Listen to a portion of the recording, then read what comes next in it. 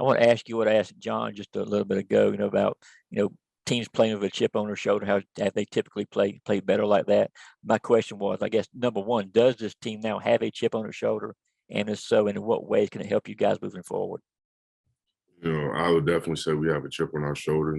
Losing the SEC championship definitely left a bad taste in our mouth. It's kind of refocused us and made us, look ourselves in the mirror and, kind of get back to the grind and get back to work. Hey, Warren, from watching film of Michigan, Aidan Hutchinson in particular, what kind of stands out about what makes him a very effective pass rusher, and what kind of challenge does he particularly present? He's a high effort guy. He strains, every play. He's always going to give you his best effort. So just being able to match his effort is huge. Let's go to Allison Mastrangelo and Charles Odom. I guess following that, what will be the key to be able to protect Stetson Bennett better, especially after the sacks that he had to take during the SEC championship, when you have a guy like Aidan Hutchinson on the other side? Wait, can you repeat the question?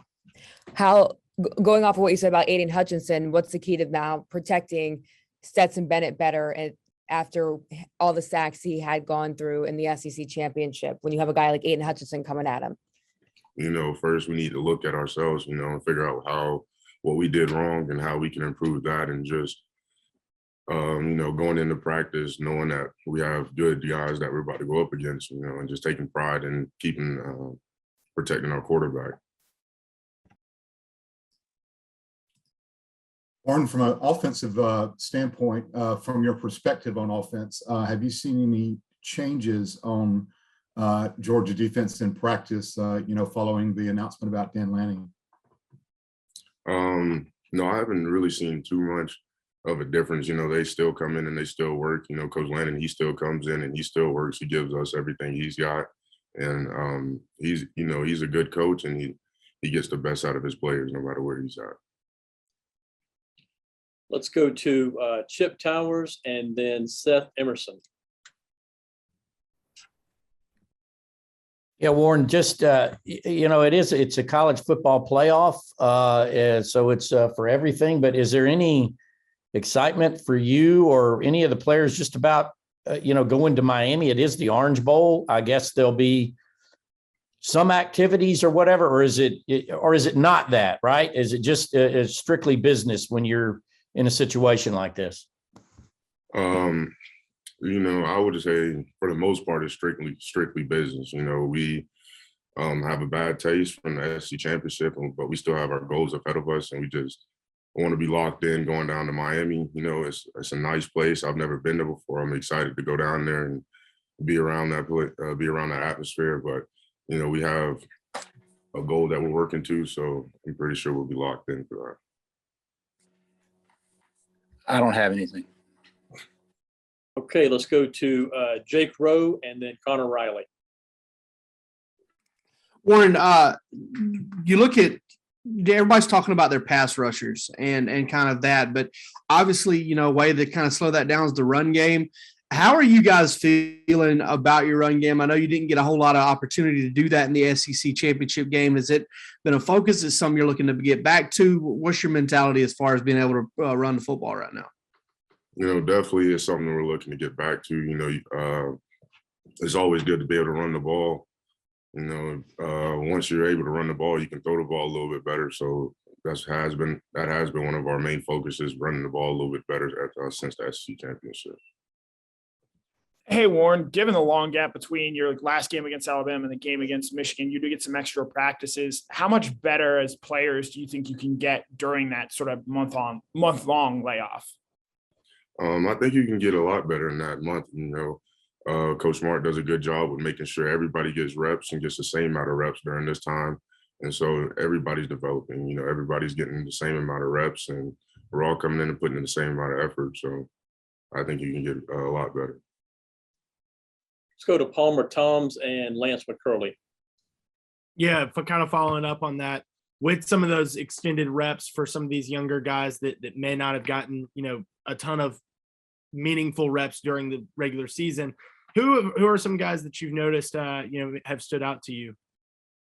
Well, for me, for the offensive line, definitely Michael Morris, Dylan Fairchild, Marius Mims, they've all been, progressively getting better over this time. Just that's what really happens during this time because we get to focus more on, technique and stuff like that. For the first couple of weeks, we were just focused on us. So we got to, really look at ourselves and get better. How about the kind of progression of Austin Blask, because he's now in, I believe, his second year at UGA? Austin, he's gotten a lot better. He's he's played a bunch of positions, played tackle, guard, and now he's playing center. And, he's done a great job at center. Just being able to learn a whole new position, especially center, is difficult, and he's done a good job with that. All right, let's go next to Ryan Curley. Warren, campus life is a little different right now. What do you do when you're not working out? You don't have school going on right now. What's your free time taken up by? Probably watching film, getting recovery, doing a little extra stuff that we really couldn't do when school was in. And now that we have a bunch of free time, just getting extra recovery, watching more film, and probably, getting in shape. Okay, we got a few more minutes with Warren. If you have a follow-up question, feel free to jump right in. Warren, if I could, a follow-up on Hutchinson. When you go against a guy like that, he's going to be in the spotlight from scouts, from TV cameras, et cetera. Does it give you an extra bolt of motivation, knowing that you're also going to be in the spotlight? It's definitely always a motivation when you're going against a good player.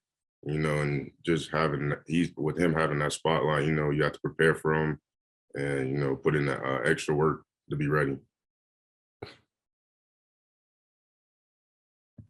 Warren, I heard you say something about goals, still out there.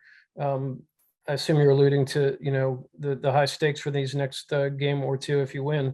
Can you speak to that in terms of the motivation to kind of that you're 2 games away from what you guys have been working for a long time to get towards?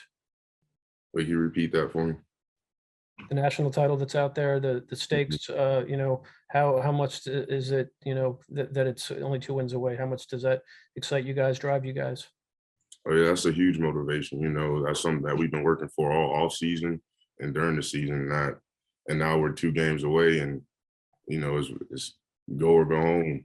So I think we'll be ready for this game again in Miami, and we'll be prepared.